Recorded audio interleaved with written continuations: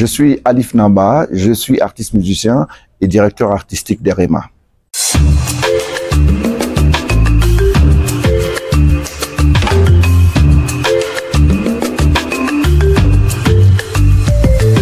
On a initié les rencontres musicales africaines parce qu'on voulait apporter, pour nous en tout cas, un autre regard sur l'écosystème de la musique, mais surtout on voulait porter un regard économique sur tous les aspects de l'écosystème de la musique.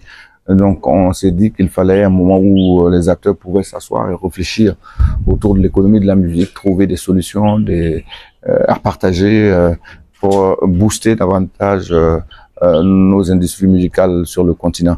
Donc c'est l'idée qui nous a animés et puis c'est parti donc de rencontres plus ou moins informelles entre des professionnels et c'est devenu donc ça a pris toute la forme des rencontres musicales aujourd'hui qu'on connaît et qui reçoit donc des dizaines de pays chaque année qui réfléchissent donc sur des thématiques qui sont directement liées à l'économie de la musique. On a choisi le format de 72 heures parce que on a pas mal de panels qu'on développe pendant l'Erema et des formations qu'on développe. Donc 72 heures, ça permet en tout cas de faire quelque chose de speed, certes, mais quelque chose qui tienne sur la route. Et 72 heures dans le programme aussi des professionnels qui viennent, c'est quand même acceptable parce qu'on invite beaucoup de monde qui sont hyper occupés et qui viennent partager de leur expérience.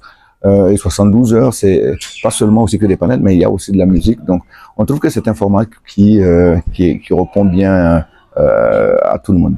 72 heures, c'est pas vraiment forcément tous les objectifs qui vont être atteints, mais 72 heures, c'est un moment important et intense où on apprend vite, on apprend sur les autres, on partage les expériences. 72 heures, c'est exactement aussi un moment où on se connecte aux autres parce que n'oubliez pas que l'Erema c'est aussi la rencontre entre les professionnels de divers horizons qui échangent, qui se connectent, qui font des projets ensemble. Donc oui, 72 heures, c'est quand même suffisant pour monter des choses solides, pour créer des collaborations et pour mettre en place des bonnes plateformes.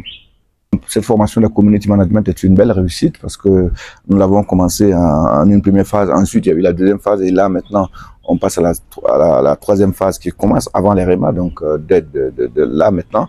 Et cette formation va donc outiller les jeunes pour qu'ils puissent accompagner efficacement les artistes, pour qu'ils puissent gérer le digital des artistes, parce que c'est important et ça va permettre aux artistes d'avoir une meilleure exposition et une belle exposition.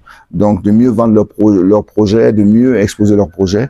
Pour nous, c'était important et voilà, c'est des jeunes qui sont formés maintenant et qui vont être à la disposition des acteurs du Burkina, à la disposition des acteurs aussi du continent parce que ils viennent de beaucoup de pays, du Congo, du Bénin, du Togo, de la Côte d'Ivoire, du Gabon, ils viennent du Sénégal et ils viennent aussi du Burkina.